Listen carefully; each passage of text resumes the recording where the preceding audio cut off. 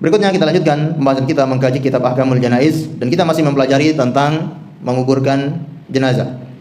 Di antara hal-hal yang atau poin-poin yang disebutkan oleh beliau adalah wajibu i'makul qabri wa tawsi'ahu wa tahsinuhu.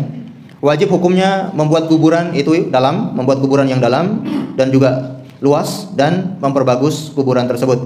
Ini yang mungkin sudah kita singgung di pembahasan sebelumnya. Dan beliau membawakan beberapa hadis. Hadis yang pertama dari Hisham bin Amir berkata, "Lamma kana yaum Uhud usiba minal muslimina."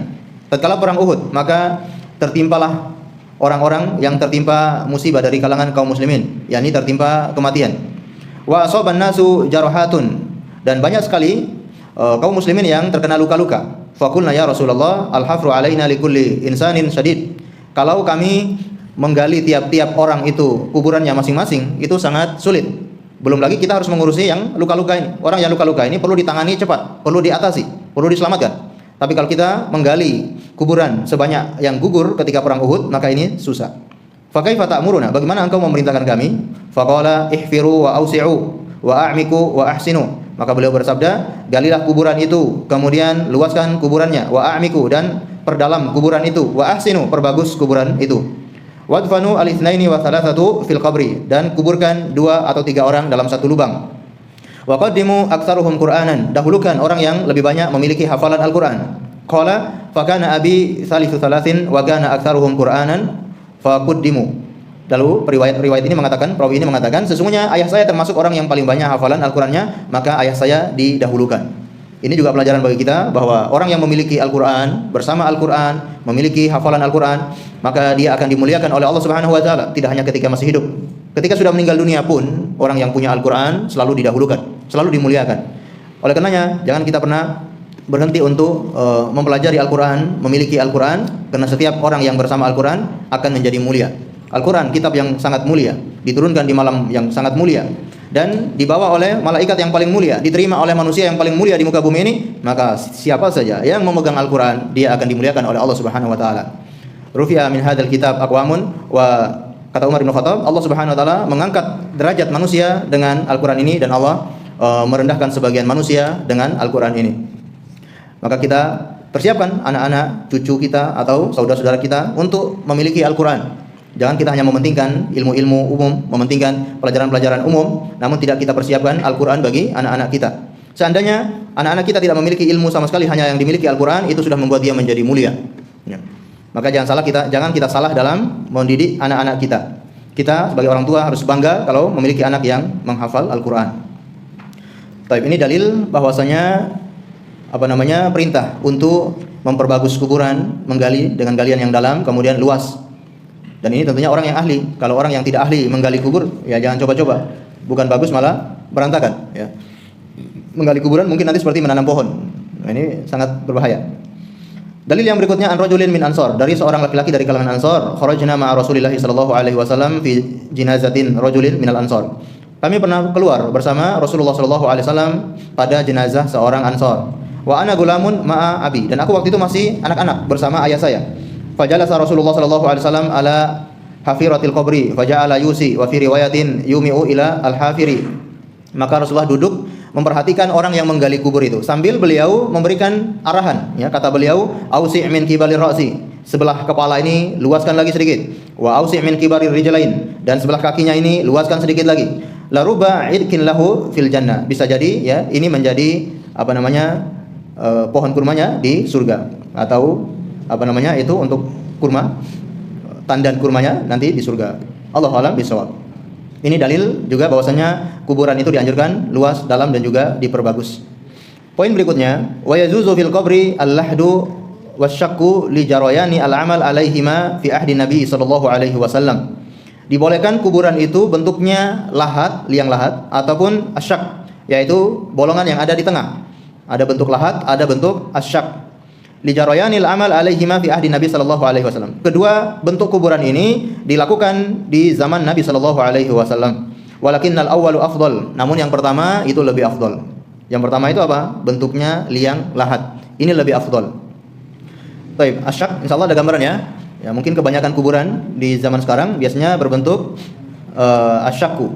Jadi liang lahatnya bukan di samping tapi di tengah, ya.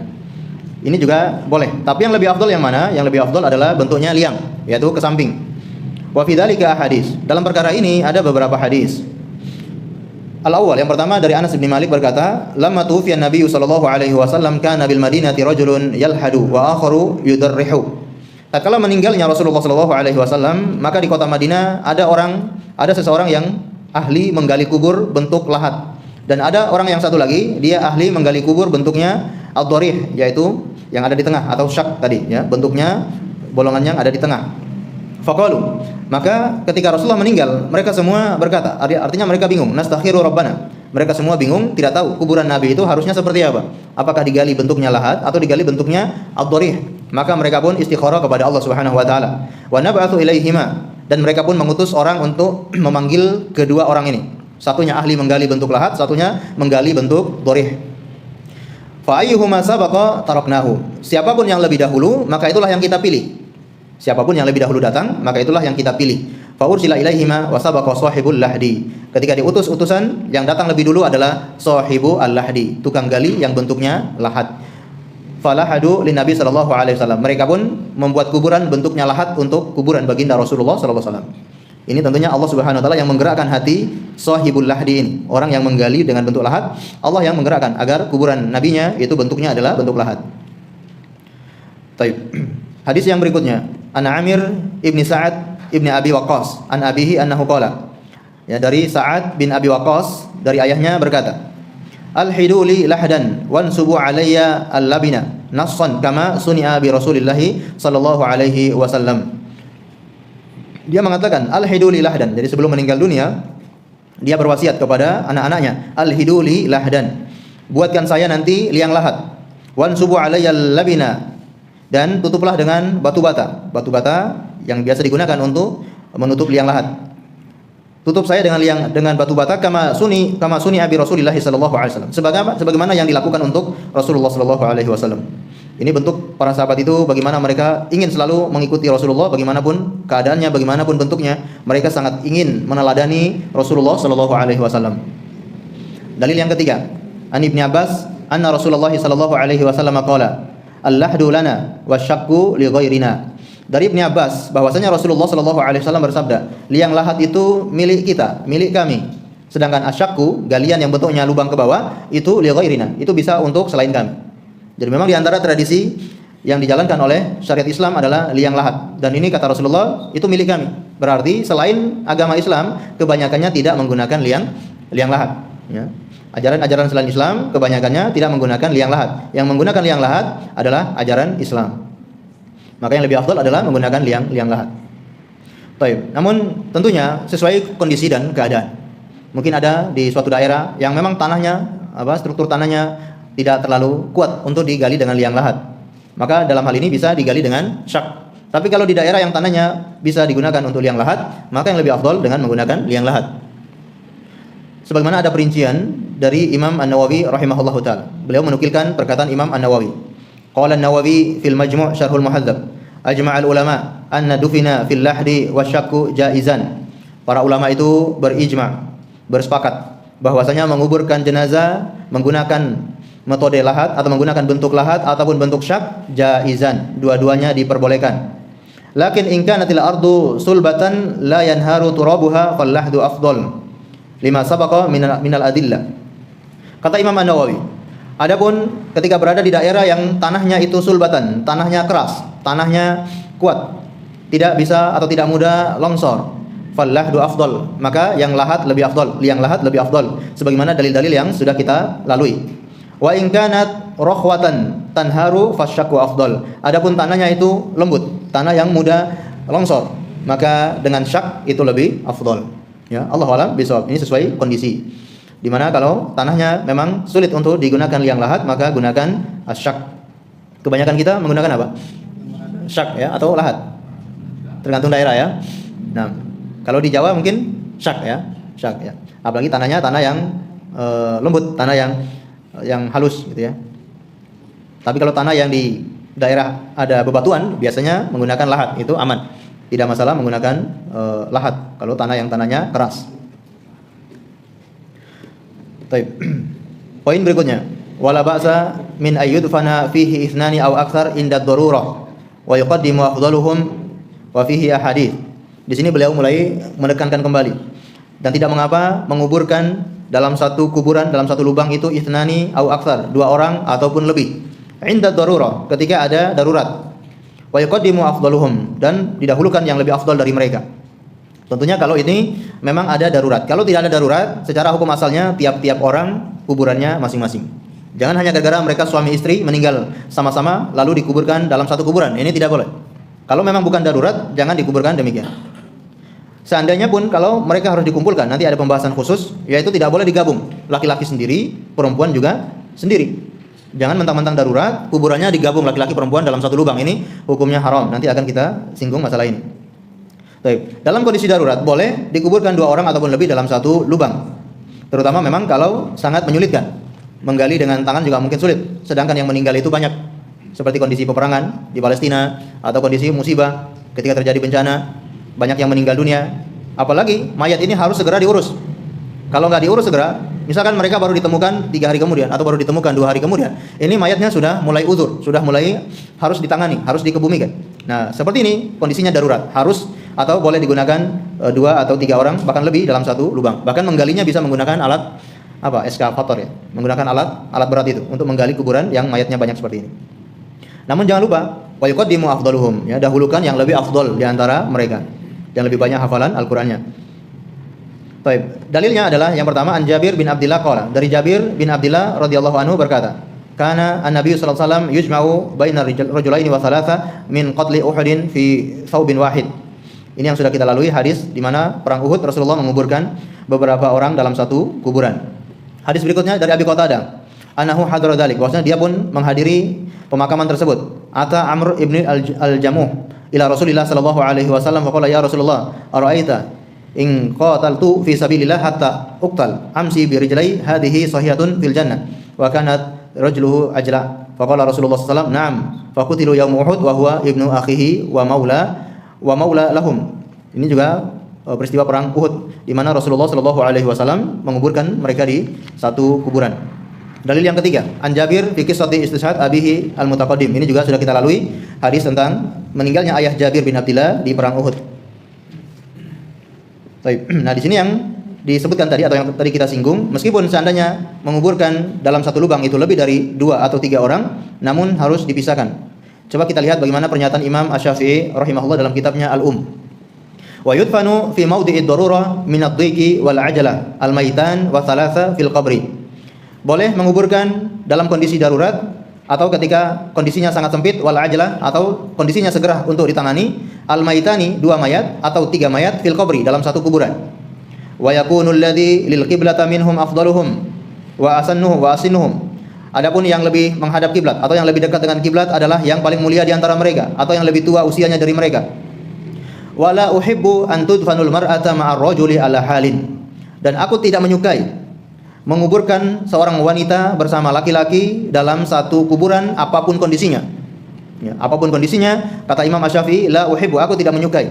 Dan di sini ada kaidah-kaidah dalam mazhab Imam Asy-Syafi'i ketika beliau menyebutkan la uhibbu, aku tidak menyukai, maksudnya itulah haram. Karena Imam Asy-Syafi'i termasuk orang yang tidak bermudah-mudahan mengharamkan sesuatu, maka beliau biasanya menggunakan la uhibbu atau akrahu, aku membenci atau aku tidak suka, maksudnya itu adalah haram. Ya, haram hukumnya menguburkan perempuan dan laki-laki dalam satu kuburan. Wa in kanat ad-darurah wala sabili ila ghairiha. Adapun memang kondisinya sangat darurat, tidak ada jalan keluar lagi untuk masalah itu. Kana rajulu amamuha, maka laki-laki diletakkan, ditaruh di depannya perempuan. Wa hiya khalfaha, dan perempuan di belakangnya laki-laki.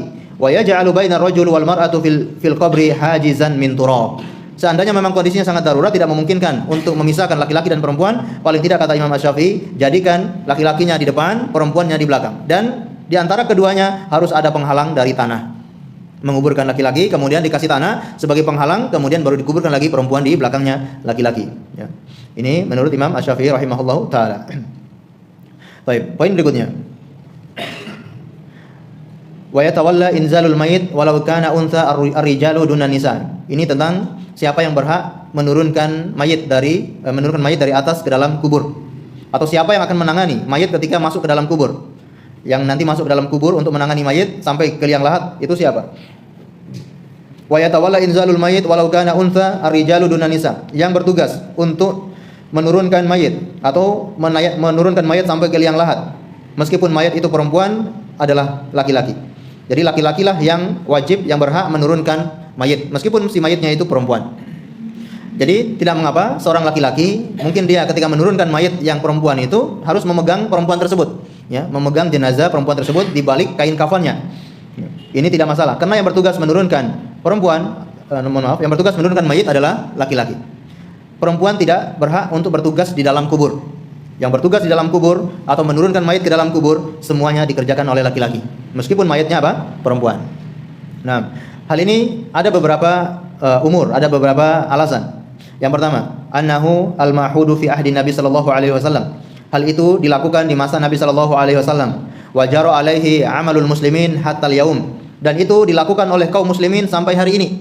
Jadi ini sudah turun temurun tradisi syariat Rasulullah dilakukan di zaman Nabi sampai di zaman kita sekarang ini. Wa ya'ti fihi hadisu Anas fil mas'alah, dan nanti ada hadis dari Anas bin Malik di masalah yang berikutnya.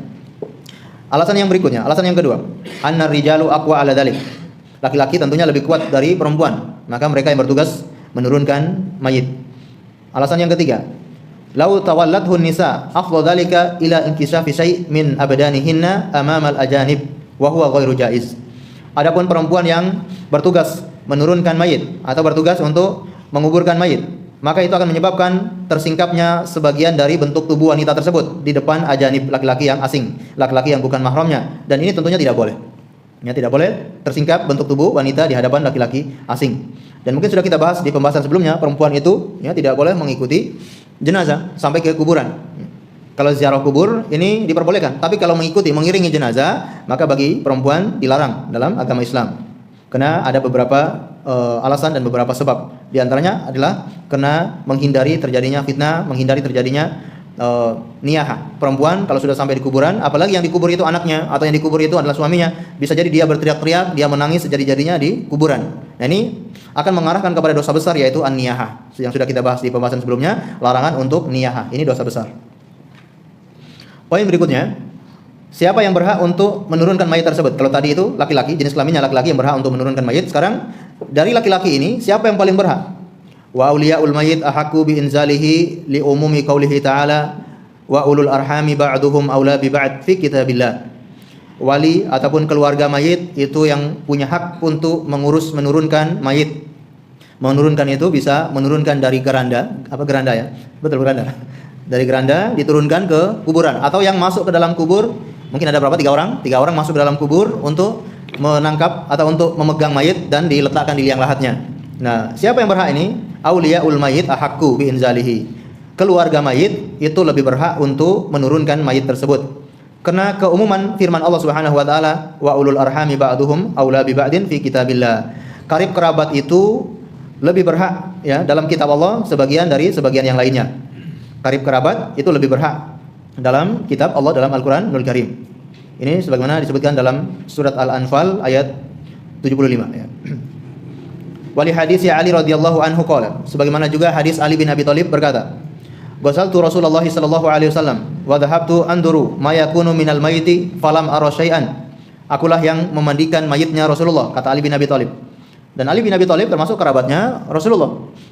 Kerabat apakah dari nasab maupun kerabat dari pernikahan. Beliau adalah mantunya Rasulullah dan Rasulullah adalah mertuanya Ali bin Abi Thalib. Maka aku melihat jasad Rasulullah itu apakah sama seperti mayit pada umumnya? Falam ara syai'an. Aku tidak melihat ada tanda-tanda kalau itu seorang mayit. Artinya Nabi lanjutkan di sini, wa kana thayyiban hayyan wa maitan. Beliau itu sangat baik ketika hidup maupun ketika mati. Hidup dan matinya sama. Kalau orang mati itu kan ada kelihatan sebagai mayit. Ya, kaku, dingin ya. Terus apa lagi? Ya, macam-macam ya. Mungkin ada aroma yang tidak sedap kalau sudah sampai lama. Nah, Rasulullah tidak seperti itu. Beliau itu hidup ataupun mati selalu harum, selalu wangi, selalu baik, selalu bersih. Ya, ini Masya Allah. Wa waliya dafnuhu wa ijnanuhu dunan nasi arba'ah. Sedangkan yang bertugas menguburkan Rasulullah itu 4 orang, yaitu Ali bin Abi Thalib, wal Abbas, kemudian Fadl wa Salih maula Rasulullah sallallahu alaihi wasallam. Mereka semua ini adalah kerabatnya Rasulullah. Walahda li Rasulillah sallam lahdan. Mereka pun menguburkan dengan liang lahat. Wa nasaba alaihi al-labina nasban. Mereka pun menutup liang lahat itu dengan batu bata. Batu bata yang biasa digunakan oleh orang Arab. Kalau kita di Indonesia kan menggunakan papan. Ya, di sana jarang menggunakan papan. Allah alam apakah papannya sulit ya? Kita di sini papannya melimpah atau seperti apa? Sedangkan di sana menggunakan batu bata yang besar. Ya, batu bata yang tidak dibakar ya, cuma dikeringkan, tanah dicetak besarnya seperti batako yang panjang, kemudian dijemur, dikeringkan, tidak sampai dibakar. Ya. Baik. Ini untuk menutup liang lahat di Arab Saudi dari zaman Nabi sampai sekarang ini. Baik, jadi yang bertugas menurunkan mayit adalah keluarga mayit. Berikutnya, poin berikutnya adalah wa yazuzu lizauj ayatawalla binafsihi dafni zaujatihi. Dan dibolehkan bagi suami dialah sendirian bertugas untuk menguburkan istrinya. Ini dibolehkan, ya. Namun di sana ada para ulama yang berbeda pendapat. Apakah lebih dahulu keluarganya istri ataupun suami? Ya, nanti akan dijelaskan oleh beliau di sini. Dakhala alayya Rasulullah sallallahu alaihi wasallam fil yaum alladhi budi'a fihi. Faqultu wa ra'sa. Ini sebagaimana hadis Aisyah radhiyallahu taala anha. Suatu ketika Rasulullah SAW masuk menemui saya pada hari di mana ya budi'a fi, ya, beliau mengalami sakit. Faqultu wa ra'sa. Maka aku katakan betapa sakitnya kepalaku. Faqala waditu anna dzalika kana wa ana hayyun fahayatuki wa dafantuki. Kata Rasulullah, seandainya kalau engkau meninggal dunia wahai Aisyah, lalu aku masih hidup, maka akulah yang mengurus jenazahmu, memandikan, mengkafani, dan akulah yang akan menguburkanmu.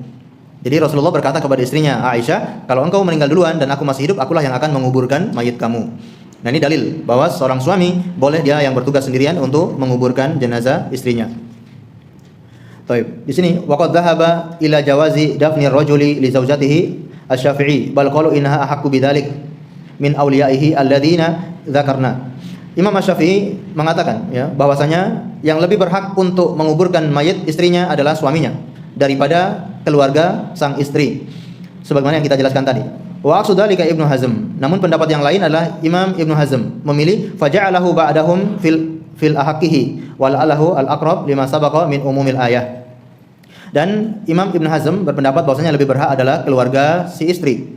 Dan Syekh Al-Albani rahimahullah memilih pendapat tersebut. Wala allahu aqrab, dan ini yang lebih dekat dengan kebenaran. Lima sabaqa min umumil ayah, sebagaimana terdapat pada keumuman ayat yang kita baca tadi, ya, wa ulul arham ba'duhum aula bi ba'din fi kitabillah. Namun di sini makanya belum mengatakan boleh bagi suami. Jadi beliau tidak mengatakan wajib bagi suami untuk menguburkan istrinya, tapi beliau mengatakan boleh bagi suami. Jadi kalau memang suaminya yang akan mengurusi mayat istrinya sampai ke liang lahat, maka tidak masalah, ya. Suaminya yang melakukan itu. Allahu a'lam bishawab. Poin berikutnya. Lakinna dzalika masyrutun bima idza kana lam yata'atil kal-laila wa illa lam yusra' lahu dafnuhu. Tapi di sini ada larangan. Kalau ada orang yang di malam harinya berhubungan suami istri, maka tidak boleh dia bertugas menurunkan mayit. Ini harus diperhatikan, jangan sampai laki-lakinya ya ketika di malam hari sudah berhubungan suami istri, besoknya ada mayit, dia bertugas menurunkan mayit.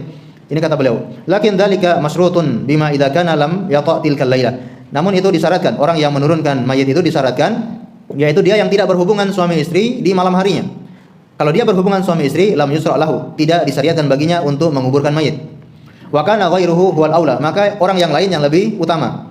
Bidafnihi walau ajnabiyan. Orang yang lain lebih berhak menguburkan mayit meskipun dia bukan dari karib kerabat. Kalau memang di malam hari dia tidak berhubungan suami istri. Kalau ada karib kerabat yang di malam harinya berhubungan, maka yang lebih berhak adalah orang lain. Orang lain ini pun orang lain yang tidak berhubungan di malam hari. Nah, li hadis Anas bin Malik radhiyallahu anhu. Hal ini kena hadis dari Anas bin Malik radhiyallahu anhu. Syahidna ibnatu li Rasulillah sallallahu alaihi wasallam. Kami pernah menyaksikan penguburan putri Rasulullah sallallahu alaihi wasallam. Wa Rasulullah sallallahu alaihi wasallam jalisun alal qabri, dan Rasulullah itu duduk di pinggir kuburan. Fa ra'aitu ainaihi tadma'an. Maka aku perhatikan kedua matanya mengalir air mata. Tsumma qala, kemudian beliau bersabda, hal minkum min rajulin lam yuqarib lailata ahlihi? Apakah di antara kalian ada yang tidak mendekati keluarganya, tidak mendekati istrinya pada malam hari? Jadi beliau tidak menurunkan jenazah putrinya, beliau hanya duduk di sekitar kuburan lalu bertanya kepada para sahabat, siapa di antara kalian yang pada malam hari tidak mendekati istrinya? Faqala Abu Talha, berkatalah Abu Talha, "Na'am ana ya Rasulullah." Betul, saya wahai Rasulullah. Faqala fanazala, maka Abu Talha pun turun ke dalam kubur. Faqala fa'anzil fi qabriha, dan letakkan jenazah ini di kuburannya. Jadi yang menurunkan jenazah adalah Abu Talha. Abu Talha ini bukan kerabat Rasulullah.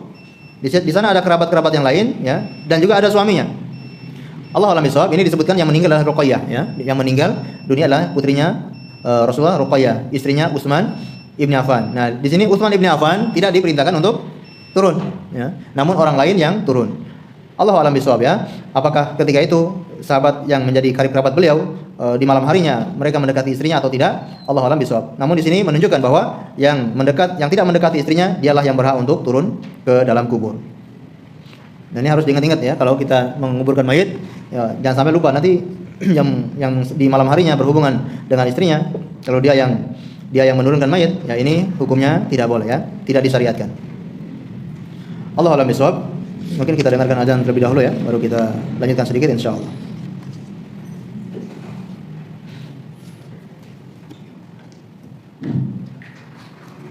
Allahu Akbar, Allahu Akbar, Allahu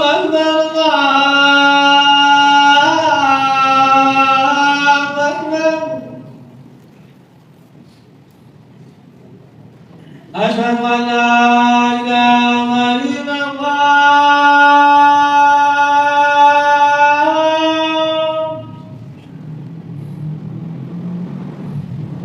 Asyhadu an la ilaha illallah.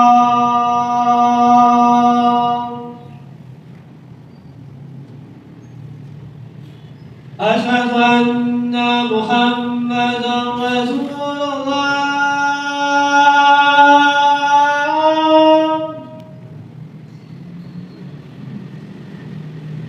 Asyhadu anna Muhammadan Rasulullah.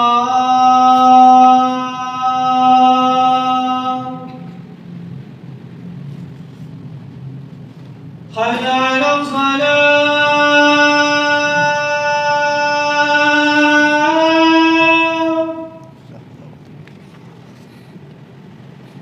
Hayya 'alas shalah.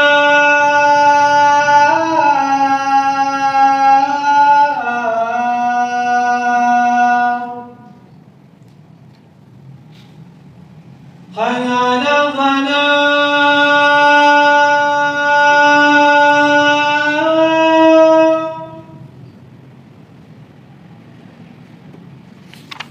Hayya 'alal falah.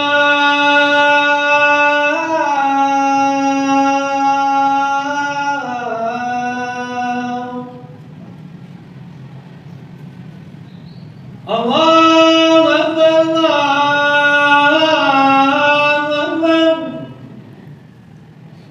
La ilaha illallah.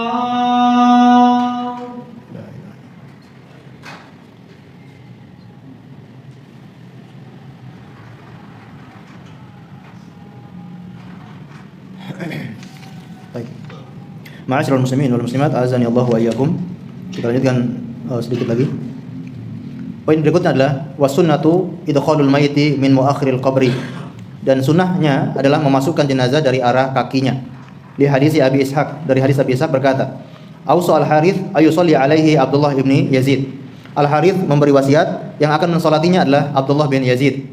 Fa shalla alayya, maka Abdullah bin Yazid menyolatinya. Tsumma adkhalahu al-qabra min qibali rijlai al-qabr. Kemudian memasukkannya ke dalam kubur dari arah kaki kubur. Wa qala hadza minas sunnah. Lalu berkata, ini adalah sunnah. Kalau para sahabat mengatakan ini adalah sunnah, hukumnya marfu', hukumnya sampai kepada Rasulullah sallallahu alaihi wasallam. Jadi sunnahnya seperti itu, memasukkan mayat dari arah kaki kubur. Baik, mayat itu, kuburan itu melintang, ya, antara, kalau timur ini timur barat, ya. Kuburan berarti utara selatan. Baik. Kepalanya di bagian utara. Kepala utara yang sebelah, kalau saya menghadap ke timur, utara sebelah kiri, ya. Nah, berarti masukannya dari arah selatan, ya, dari arah kaki. Baik. Dan memasukkannya dari kepala, ya. Kepalanya duluan yang diturunkan, bukan kakinya duluan. Jadi memasukkan dari arah kaki bukan berarti kakinya yang didahulukan. Nah, ini malah nanti hadapnya kemana? Tapi kepalanya didorong dari arah kaki. Baik. Nah, begitu sudah masuk ke dalam kubur, ya. Lalu diletakkan di liang lahat. Nah, sebelum meletakkan di liang lahat, poin berikutnya yaitu yuj'alul mayyit fi qabri ala jambi al-yamin. Menjadikan mayat itu menyamping atau miring ke kanan, miring ke sisi kanannya mayit. Wa wajhu qibalatul qiblah, dan wajahnya menghadap ke arah kiblat. Mayatnya dimiringkan, wajahnya dihadapkan ke arah kiblat. Wa ra'suhu wa rijlahu ila yaminil qiblah wa yasarihi. Nah, ala hadza jara amalul ahli Islam min ahdi Rasulillah sallallahu alaihi wasallam ila yaumina hadza. Dan inilah yang dilakukan di masa Rasulullah sampai hari ini, sampai kita sekarang ini. Maka tidak ada yang membantah, tidak ada dalil yang lain. Ini sudah menjadi turun temurun dari masa Rasulullah sampai zaman kita sekarang. Kuburannya seperti itu, ya, cara memasukkannya, cara meletakkan di liang lahat seperti itu, yaitu dimiringkan, lalu untuk mencegah supaya tidak jatuh, maka diletakkan di sampingnya tanah ataupun batu yang dikeraskan. Maaf, tanah yang dikeraskan, dibulatkan, atau tanah yang dibikin seperti batu bata untuk menahan mayat itu agar tidak guling, tidak jatuh. Baik, sambil membaca, ya, di sini ada doa yang dianjurkan oleh Rasulullah ketika meletakkan mayit di liang lahatnya, yaitu Bismillahi wa ala sunnati Rasulillah. Bismillahi wa ala sunnati Rasulillah. Ya, ketika mengambil mayit dari atas, ya, yang berada di dalam kubur, sebelum mereka turun untuk meletakkan mayit di liang lahat, sambil membaca Bismillahi wa ala sunnati Rasulillah. Atau bacaan yang lain, au millati Rasulillah. Bismillahi wa ala millati Rasulillah. Atau Bismillahi wa ala sunnati Rasulillah. Ini dua-duanya boleh dibaca seperti itu. Dan ini hukumnya sunnah. Dan kita mungkin mengingatkan, kalau kita yang ada di atas, mengingatkan orang yang ada di dalam kubur untuk membaca doa ini, ya, jangan sampai mereka lupa membaca doa tersebut, meskipun ini hukumnya sunnah. Baik, Allahu a'lam bishawab.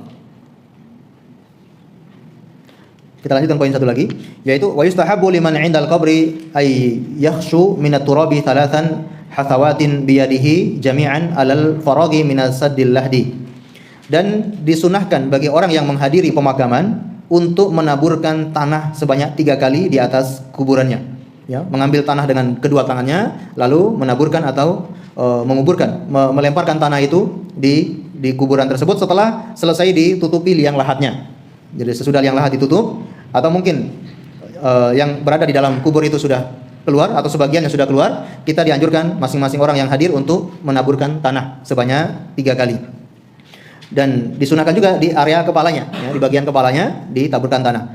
Hadisnya adalah dari Abu Hurairah, bahwasanya Rasulullah sallallahu alaihi wasallam shalla ala janazatin. Beliau pernah salat untuk seorang jenazah. Tsumma atal mayit, kemudian beliau mendatangi mayit, fahasa alaihi min qibali ra'sihi thalathan. Lalu beliau menaburkan tanah di atas kepalanya sebanyak 3 kali taburan. Nah, di sini beliau mengingatkan, adapun sebagian orang yang menyarankan untuk membaca doa tertentu, maka ini tidak dianjurkan. Sebagian menganjurkan ketika menaburkan tanah itu membaca doa tertentu. Apa doanya? Taburan pertama membaca minha khalaqnakum. Taburan yang kedua membaca wa fiha nu'idukum. Taburan yang ketiga wa minha nukhrijukum taratan ukhra. Kata Syekh Al-Albani, fala aslalahu fi syai'in minal ahadits. Anjuran membaca doa ini atau membaca ayat ini tidak ada asal usulnya sama sekali dari hadis-hadis Rasulullah sallallahu alaihi wasallam. Ya, tidak ada dalilnya. Jadi cuma menaburkan saja, ya, begitu selesai. Allahu a'lam bishawab. Ini yang mungkin kita pelajari pada kesempatan malam ini.